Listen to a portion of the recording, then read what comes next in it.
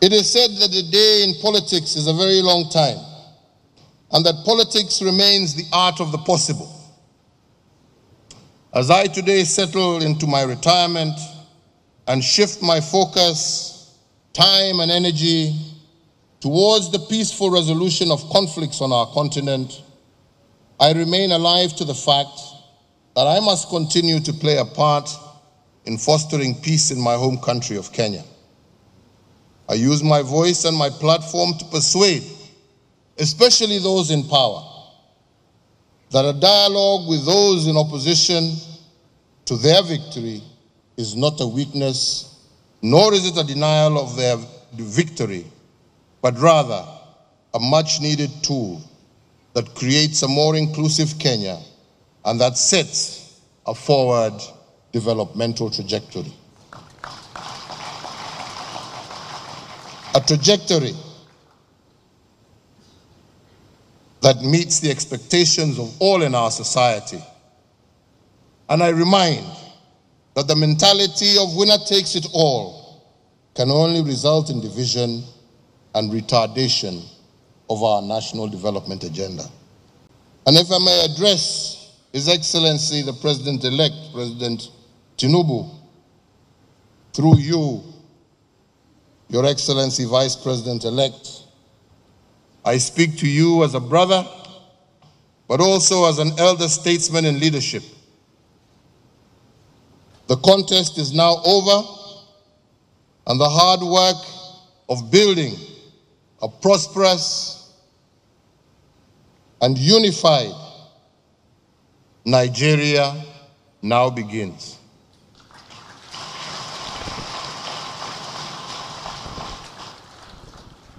Upon assuming the office of president, you would be wise to transcend from the tactical politics of an election and assume your role as Nigeria's vision bearer. This will demand a complete overhaul of the adversarial mindset that we as politicians are conditioned to embrace during the electoral process. As president, you must learn very quickly to lead those who love you and those who loathe you with equal passion and commitment, because you are now the father of all.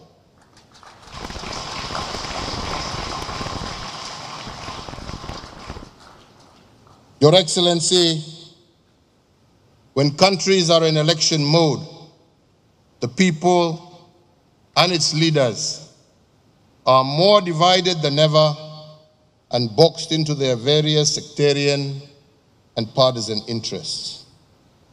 However, when you are the head of state and you take command of the country's armed forces, you become the embodiment of the sum total of the many different ethnic groups, religions that make up your country, and you become the symbol of unity.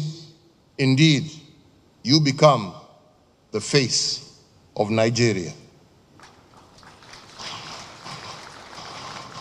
I encourage you to surround yourself with the voices of those who will counterbalance the hardliners that feel entitled to a piece of your office.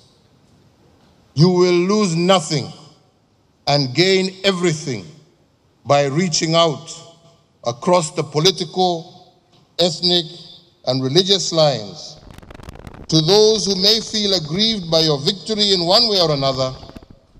Please allow them to exhale and be part of your vision for a greater Nigeria.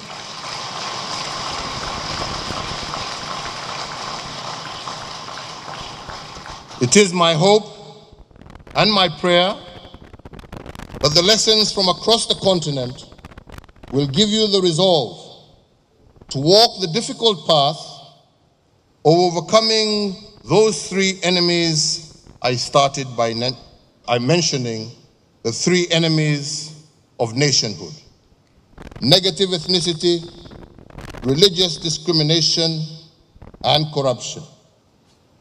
As your fellow African, I look forward to a Nigeria that emerges from this transition ready to flex and fight for its rightful place on the global stage with both hands at the ready. Therefore, dear friends, as you celebrate victory of an election and prepare to inaugurate a new president, remember that your victory is not just about numbers, as Western democracies would have us believe, but that the real victory will be how you will reach out to all the voices in Nigeria and how every Nigerian, from Katsina in the north to Port Harcourt in the south, from Bambana in the west to Maiduguri in the east, how they will all feel included in your victory and see